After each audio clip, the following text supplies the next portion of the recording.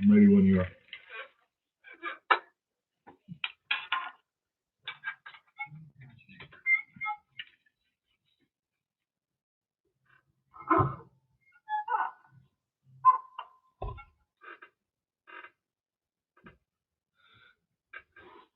Hello, good evening, and welcome to the Real Estate Plate. As always, I'm your host, Nick Sakalis, coming to you live from the WGBB studios here in Newark, New York. Nick, your mic on? Is it? Yeah, put it on. There's a knob. There's a what? There's a knob on the side right here. Get that on. Is it on? No?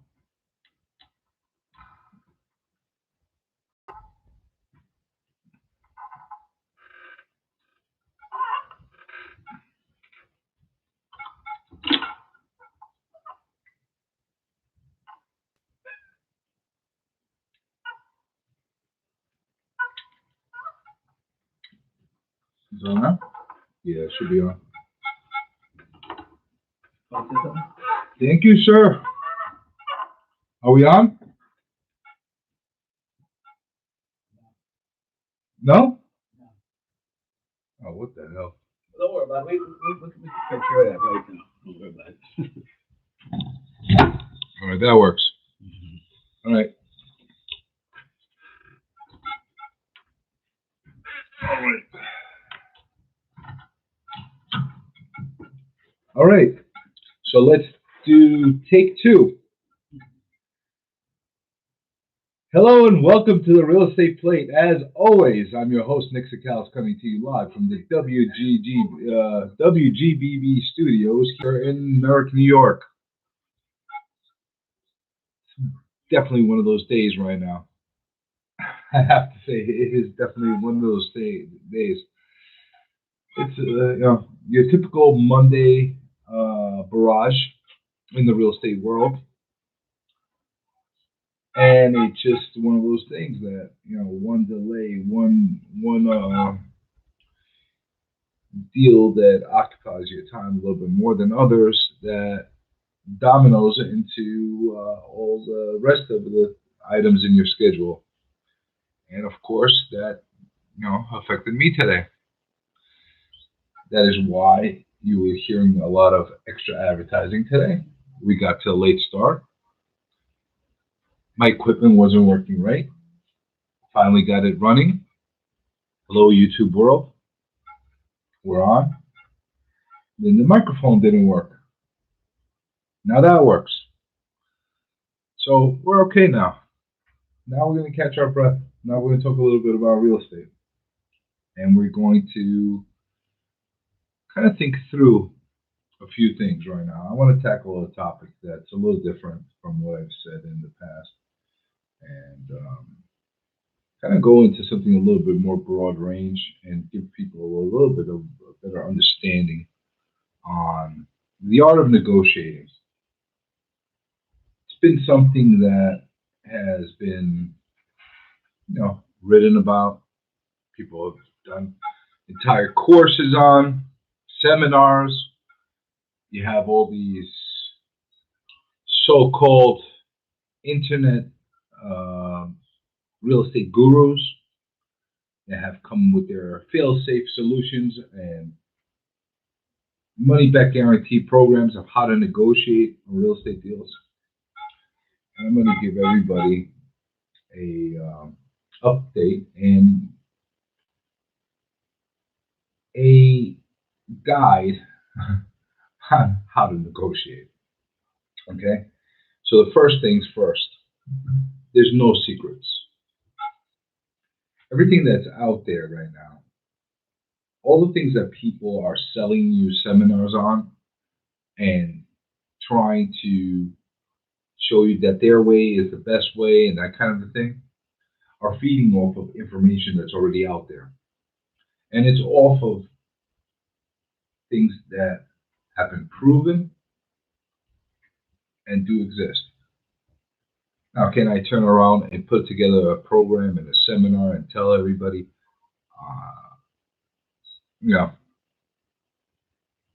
I have your fail-safe solution. This is the way to do it. Yeah, I could probably do that. But what I'm going to do right now is I'm going to help everybody by guiding them and giving that information over the airwaves here on WGBB, over the YouTube world, where you can replay it and do it multiple times over and over again and kind of let it sink in and gravitate. So the first key rule and item for you to understand about negotiating is that there's no secret formula. There's no strategy that the world doesn't know about of how to always win in negotiation. Okay? So let's start off with that. The other thing is you can only do the best with the information that you have in hand.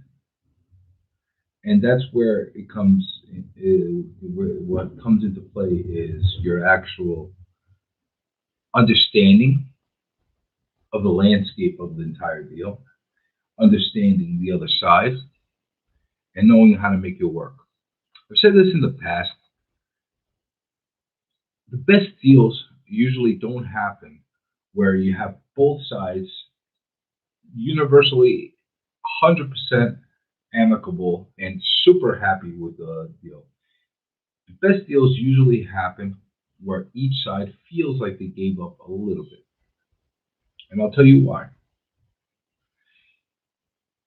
If one side feels like they got over 100% completely, or they got everything lopsided towards their end, either one of two things are happening. One, either they're being naive and were fooled into thinking that they got the best possible deal. Or two, they completely put the pressure, the screws on the other side that might have been in a desperate situation or something like that, and took advantage of a scenario where it hurt the other side. And those kind of deals happen all the time. But they usually cause animosity. They usually cause other issues to come up. And those are not the best kind of scenarios. You develop a combustible kind of situation. And that's something you do not want. You don't want you don't want a situation where both sides are coming to the table where they're extremely apprehensive with each other, because all it's going to do is cause more complications and more aggravation. And this works all across the board in the real estate world. This is not just for sellers and buyers. This is not just for landlords, housing providers, investors, landlords and tenants. This goes universally throughout the entire landscape of real estate dealings. So let me emphasize on this, and let me give you a little bit more of a elaborate type of insight on this. Let's take a scenario where you have a landlord and a tenant, and the landlord is aggravated because their tenant is always paying late. They want to get paid on time. Sometimes they don't even pay on time. They pay a month late. But regardless, they're aggravated with the situation. So a pent-up animosity is being built towards that tenant. Now, on the tenant side, they are looking at it from this aspect. I'll pay you. They always pay on time. They always pay. They might not pay on time, but they always pay. They're paying late fees, and they're willing continue paying on time, but they need a little bit of cooperation from the other side. And in addition to that, they need some things to be taken care of as far as maintenance and items that they've been asking for from the landlord. Now, the landlord doesn't want to do these things because they're not getting paid on time.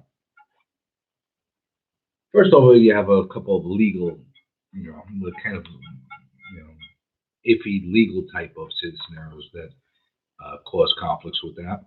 If you're a landlord, you have to do everything to keep the place properly maintained, keep it up to code, etc., etc. So you can't cut your nose to spite your face by allowing yourself to compile violations and penalties just to teach somebody a lesson. Because at the end of the day, all you're doing is teaching yourself a real lesson, and it's going to cost you money. So you don't want that. From the tenant's point of view, you don't want to keep prodding the landlord by constantly playing night and doing something that is going to continuously cause that apprehension and animosity, and making it a situation where there's a lot of contest. It's very contentious from both sides. Now, there's plenty of scenarios like that, and for some reason they function dysfunctionally over years, and there's always a few blow-ups and this kind of thing, and it never helps the scenario.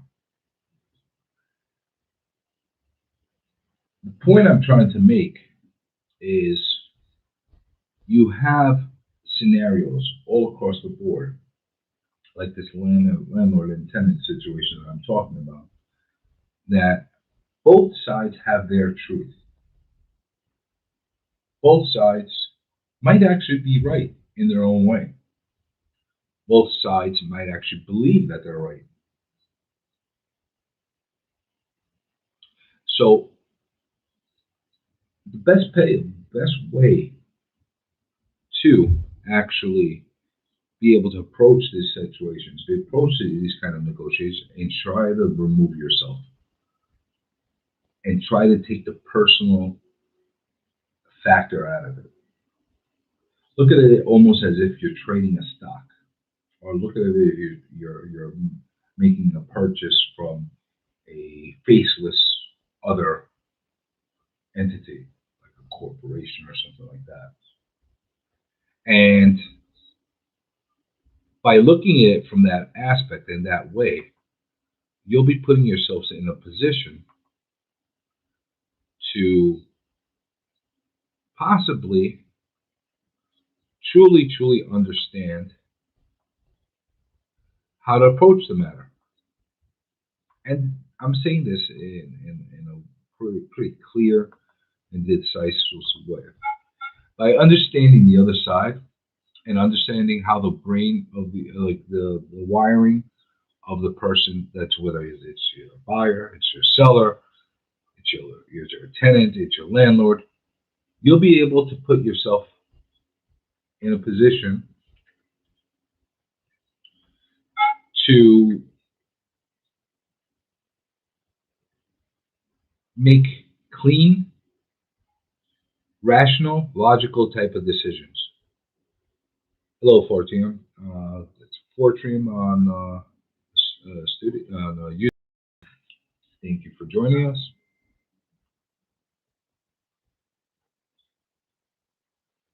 We're talking about a scenario where people are always wanting what they want the way they want it. And there are ways of it happening, but it doesn't necessarily always reflect in the right way. And sometimes you end up leaving money on the table. In some ways, you end up working on deals that give you terms that are hurtful to you down the line, but because you're looking tunnel vision and you're looking from the aspect that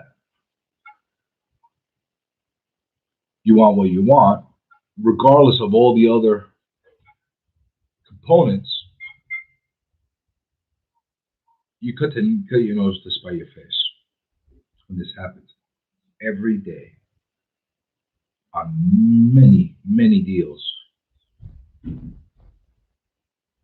And that's where a person like myself in my position needs to be somewhat of a mediator, somewhat of a bridge, and not have themselves personally vested and get the personal component to alter their decisions. Because what happens is when you have the broker or the agent also personally vested and also on high aggravation, and believe me, I get really, really aggravated with a lot of different scenarios and a lot of different deals and different negotiations.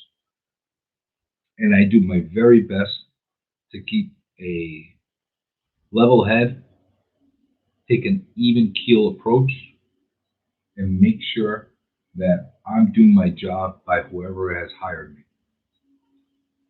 And I make sure that I'm not going to fuel whatever personal components are in place, or I'm not going to fuel the animosity by throwing my 2 cents over and over again and making it worse. And this is one of the things that many professionals in my business have a hard time understanding of how to compose themselves and how to approach. Because a lot of times people are hot blooded. They're on high aggravations of their own, and they let that feed into it and alter the rational decisions.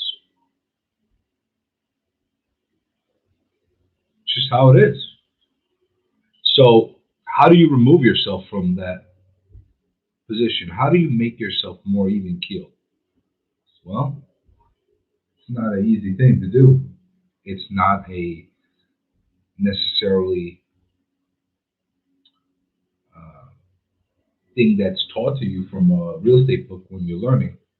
It's not something that's taught to you by the brokerages that hire you. Something you have to figure out and you have to take into consideration and learn over years. I've been doing this for many years, too many years to be honest with you. And I've learned a lot of things throughout time, and I'm still learning. And I'll tell you this much: the day you stop learning in this business, same the day you stop learning in anything in general, you might as well hang it up, do nothing, and wait for the lights to dim.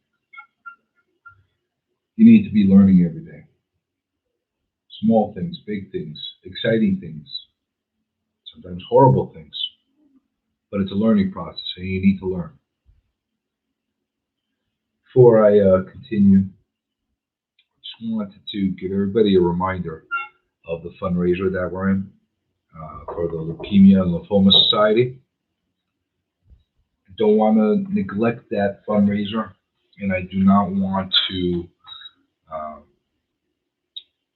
forget about mentioning it during any class. Like I said, we're going to be doing this all the way through to June 10th, and hoping that we can raise as much as humanly possible to help all these children that are suffering from these terrible cancers.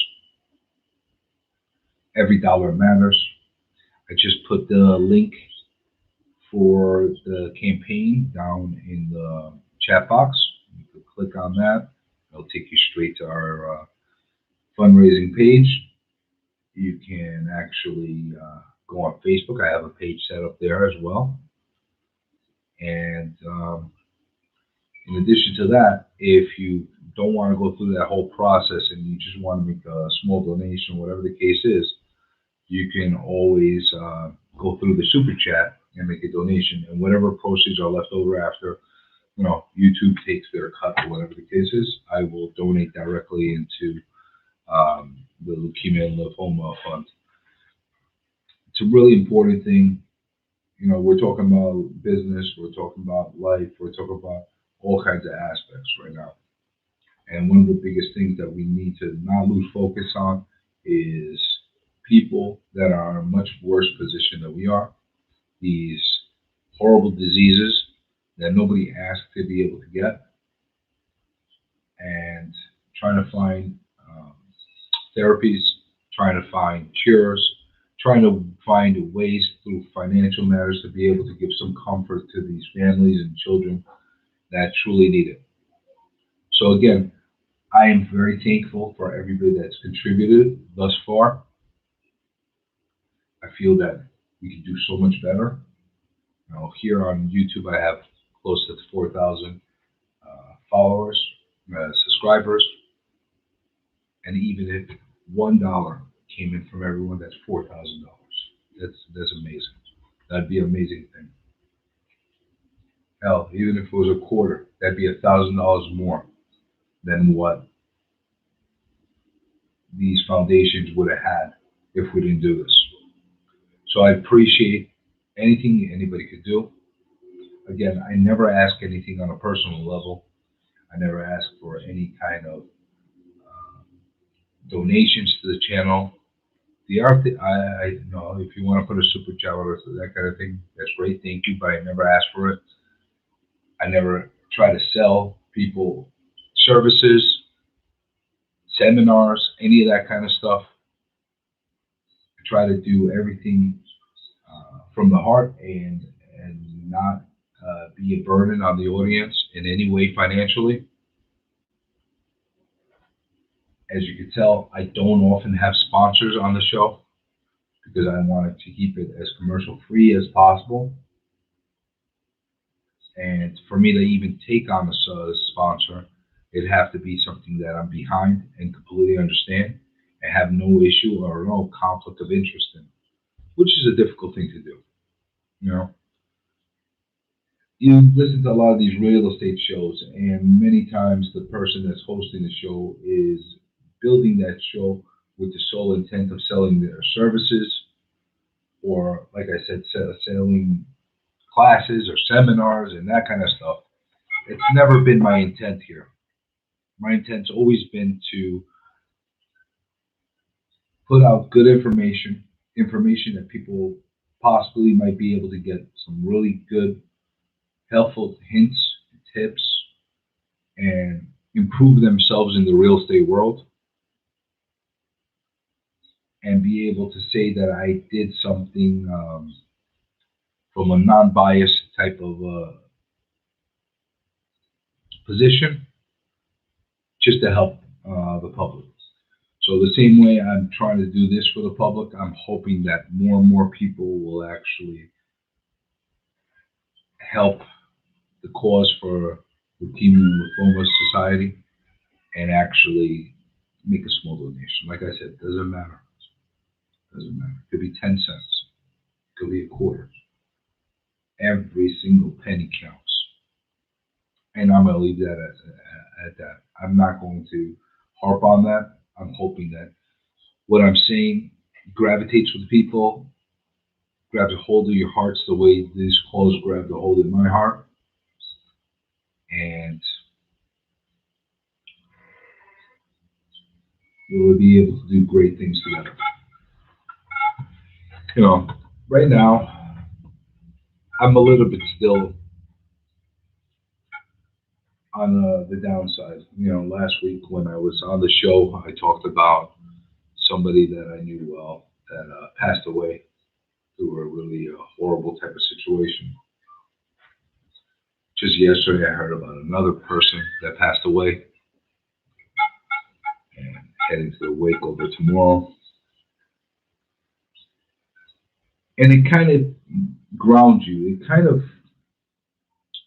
You hear these things now almost on a weekly basis, or sometimes on a daily basis, and puts things in perspective sometimes. Sometimes it takes a lot of air out of you. Sometimes it makes you focus on your own mortality. And sometimes it gives you inspiration to keep moving on and do as much as you humanly can on a daily basis. And I'm on that mindset. I know that I'm here for a finite amount of time. Maybe I'll be here for another 50 years. Maybe I'll be here for another 20, 30 years. Maybe I'll be here for just one more day. So my mentality and my mindset is do what you can every day, as much as you can, because once that day is gone, you're never getting it back. So I'm not going to make this show about um, getting epiphanies and mindsets and motivational speaking, because that's not the concept of the show. But at the same time, I like to give everybody a little bit of me, a little understanding that, not only being cold and talking about business and real estate. I think the people listening deserve to see a little bit, hear a little bit more about my life as well. And if that's not something you want to hear about, let me know. I'll clam up and I will talk about it. Fortrium, thank you for your kind words. I'm sorry about it too. There's an old friend of mine that passed away last week. He was not COVID related. He was actually run down in a very horrible car accident by a drunk driver. He was a police officer that basically was doing his job as far as just directing traffic, and it was by somebody that was on drugs, on alcohol, and by either clear circumstance or coincidence or by intent, had actually put out a video a couple hours before that incident happened, stating how much she hated police officers. If you're a New Yorker, you've probably heard about it. It was the accident that happened over in the LIE, and there's not much I could say more about that. Now, the person that I found out about yesterday was a family friend.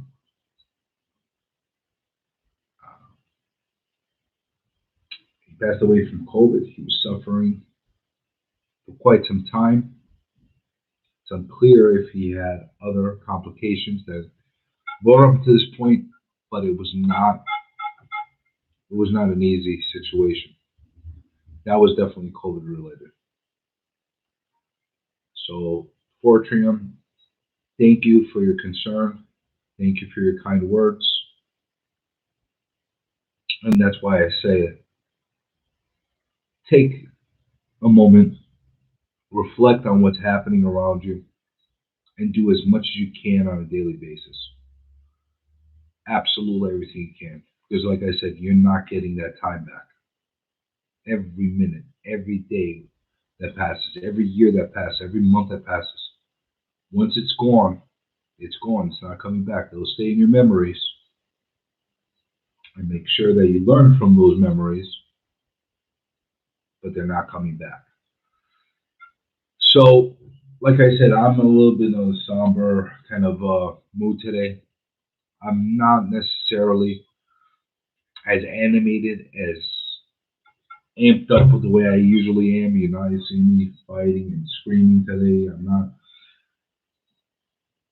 giving my 2 cents and barking on how much I can't stand the politics that we're dealing with right now. How unjust the housing laws are here in New York. My gripes against Cuomo and De Blasio. We'll continue that another day. Let's take a pause from that. Not that they care anyway. You know, some people that are listening, they care about what I have to say. But those people that are in those positions, they could care less what I could say. What matters to them is if they don't have any scandals. If they get caught with any scandals that like they're currently involved in, and they could lose their livelihood, and not only that, maybe get incarcerated on top of it.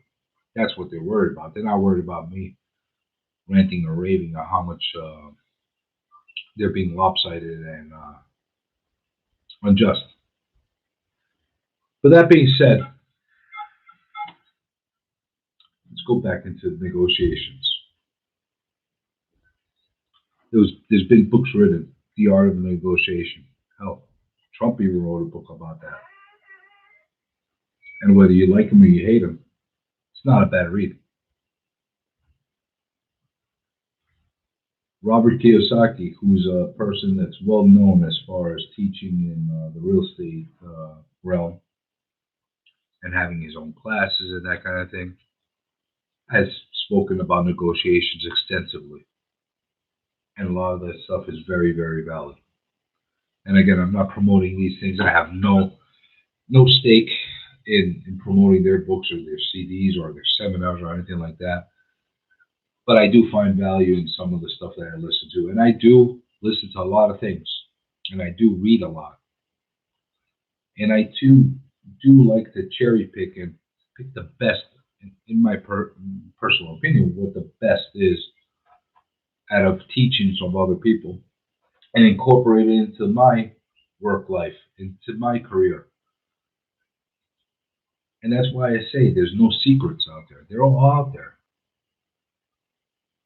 There's no out. They're all absolutely out there. You could have scenarios where you have people that have completely irrational type of thought processes of why do you want to structure a deal in a certain way. I get this all the time.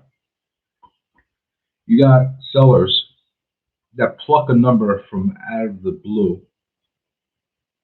not because it's based on fact, not because it's based on comparables, not because it's based off of what their neighbor sold. It's based on what they think their property is worth. And sometimes that number could be outrageous. You know, it could be as much as double what the going rates are. There's been plenty of times where I go in with a listing presentation and I go and speak to a seller, and I've come to the conclusion. Let's say the property is worth between $7,000 and $8,000. Depending on the condition, any kind of outside factors, etc., etc. There's a big range, but you go in knowing that's pretty much where it's going to fall, and then as you walk through and tour the property for the first time visually up front, it comes to determination if it's on the higher end of the spectrum or the lower end of the spectrum. But pretty much know where it's going to go. Now, every so often, you could be surprised by something being a major improvement that the seller or property owner neglected or didn't even think was valuable. Or there could be something that's really detrimental to the property that they didn't think was that hurtful either. So what happens is when you're looking at these kind of scenarios, you go in with a ballpark. You know how many times you have that seller that's taking into consideration everything you tell them and then just say, that's not enough. I want more. Well, Mrs. Property owner, seller, how much more do you want? Sometimes you get, the most common thing is 50, 100 grand, 200 grand sometimes.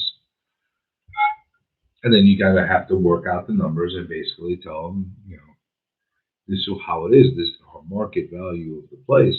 You could ask for whatever you ask. Doesn't necessarily mean you're going to get it. And sometimes they come in with an. And don't get me wrong, pricing a place like in that 700 to 800 range that might be, 25, sometimes even 50 grand over asking. It's tolerable, especially in a market like this. But this, every so often you have a seller that is not asking for a small increase of what your estimates are. They're looking for $500,000 over. They're looking for double. They're looking for 1.2, 1.3 for a property that's worth $800,000. That's a tall task. That's something that's problematic. And that sentiment right now is very related to what the market is dictating. It's truly a seller's market still. You have many, many people that understand that it's a seller's market and they're leveraging that to their best position. But you can only leverage that up until a certain point. Once you find that breaking point, it doesn't work very well. Pretty much the whole world is suffering a major housing affordability crisis. There aren't much room to negotiate these days for buying property these days. Housing market is going crazy. Well, I'm going to have to agree with that in many cases, Portia, and I'll tell you why. Not sure where you're located, where you live, but this is very similar all across the country. You have a lot of people that have made an exodus out of the major metropolis areas, like New York City, for example, and have been escaping to the suburbs, out, outside borders of the city, and sometimes even out of state. So, in these areas that are bordering the cities, the suburbs, and sometimes the neighboring states, are truly, truly in the heat of a seller's market. There's not enough inventory out there. And because of this pandemic that we're going through, you have a lot of sellers that would normally have actually sold and put their place on the market that are not doing that at this moment. So, what does that do? Economics 101. I've said this every time. Supply and demand. Low supply, high demand equals higher prices. It's very simple. Oh, from Canada. Wow. I haven't had that many people from Canada. I'm glad to have you with us. Um, I'm very familiar with Canada as well, and I know that it is in certain sections very different, but in some ways it's very the same. In Ontario, like you mentioned, 35% up last year. It's a high number, but it's comparable to a lot of other areas as well. It definitely is. It's not necessarily out of line. But the one thing I will notice that I have noticed and that is different is that in New York City, in the city, in the metro, just like in many other metros, the prices, even though they're not plummeting, have leveled off. And it's not as difficult to find a place to purchase there because there's so much inventory there, which is a deep contrast to what you have in the suburbs and the outside skirts of the cities, that allow for opportunity for negotiation. Give the buyers a little bit of leverage. And the thing is, in a market like this, there needs to be, in order to have a healthy market, there needs to be some room for negotiation from both sides. When it's completely one-sided from one end to the other, and this is coming from somebody that does primarily majority of amount of work in sales as a listing agent. So I represent sellers the majority of time. And this coming from me, saying that it's not a healthy market when it's completely lopsided from the seller's point of view. Because when you are escalating the prices on a daily basis almost, definitely on a quarterly basis, but in some cases on a daily basis, you're hitting new highs. One, you're basically stepping it up on a consistent basis. And you're making it very difficult for buyers to be able to purchase. And here's the other thing: they're getting into these massive bidding wars, losing out multiple times, and that's causing an apprehension as well. So, my suggestion on negotiations, even from the seller's end, when you finally got that buyer and you get acceptable number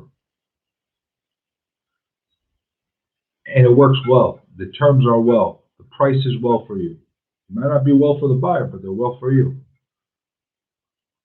Everything is acceptable. My strong suggestion is to turn around and try to make it as smooth as possible from that point forward. Instead of you got them and making it very difficult in order to get to a contract by just padding onto it and making it over the top as far as leveraging your situation. When you know somebody's desperate or you know you got somebody, a lot of times people feel the way that now they're going to really get them. That shouldn't be the way, because that's where you have deals fall apart, and that's where you cause other animosity. And at the same time, you never know, because of that contention that now exists, you might have other complications going towards closing. There's many deals that have fallen through and went back on the market for the pure reason of appraisals. It's just how it is. What do you do then? You get a little deflated at that point. You don't want that situation. That's one of the reasons why in a lot of these deals we put no appraisal clauses, but that's another thing that's very difficult for buyers to accept. And here's the other thing from the buyer aspect. Just because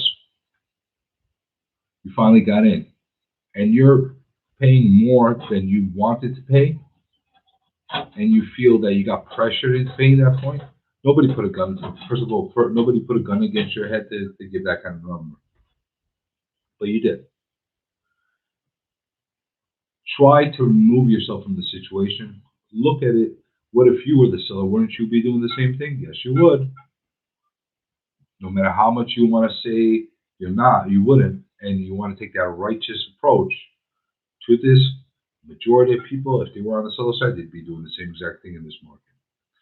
So one of the things that I've noticed, and it has become an issue, is you have a lot of buyers that actually are taking it out on the seller by making it difficult on them to get to closing, whatever the case is. Just as a spite, just as a thing. That's not a way to make things work either. That's why it's so key to, once you get an agreed number and the terms are agreed, to try to go as seamless as possible from both sides going forward, because the ultimate game is to be able to get yourself to the closing table. The seller walks away with the checks after they pay the place, and after they were paid for the place, and the buyers have their new property. That's how it is. Driver C, thanks for joining us. So many people are either leaving or thinking about leaving New York. Absolutely.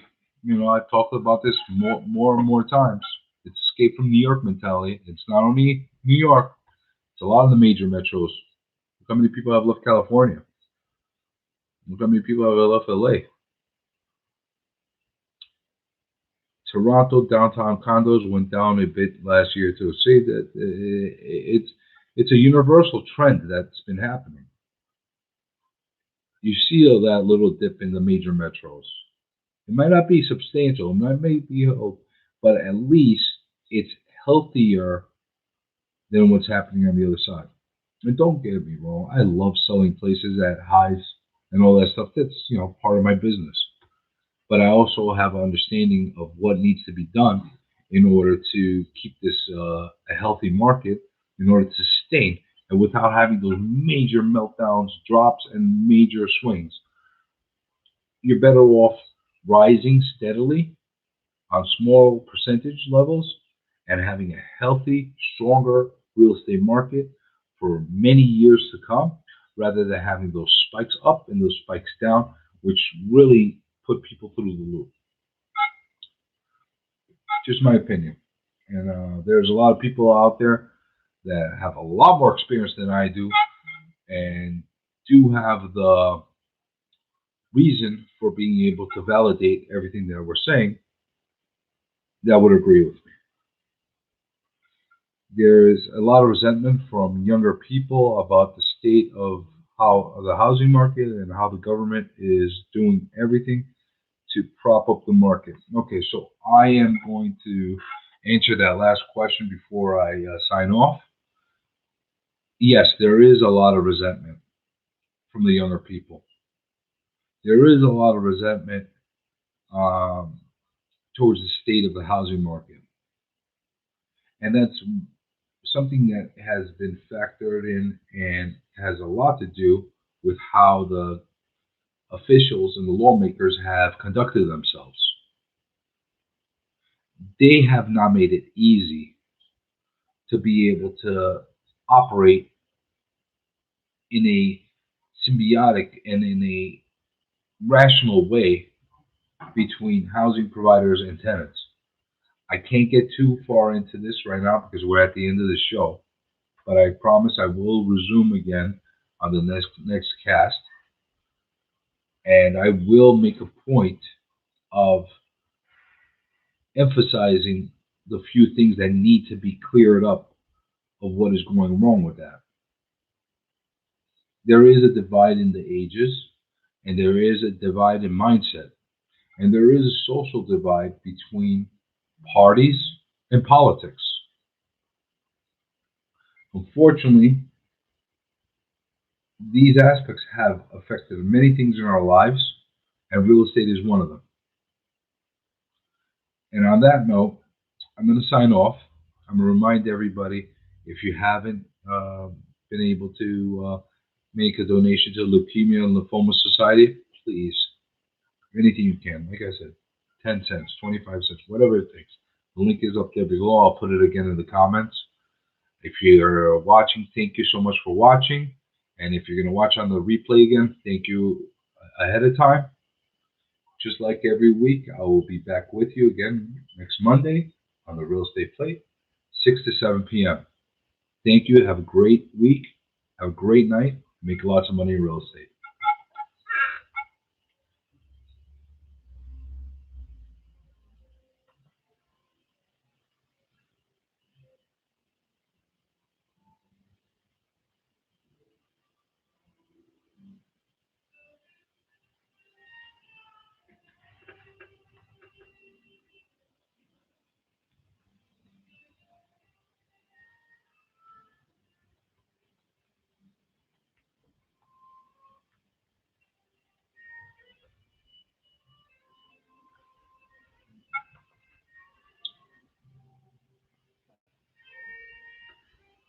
This is WGBB AM 1240 and W240 TFFM 95.9 Freeport, New York. I love that song. The previous program did not necessarily represent those of the staff, management, or owners of WGBB.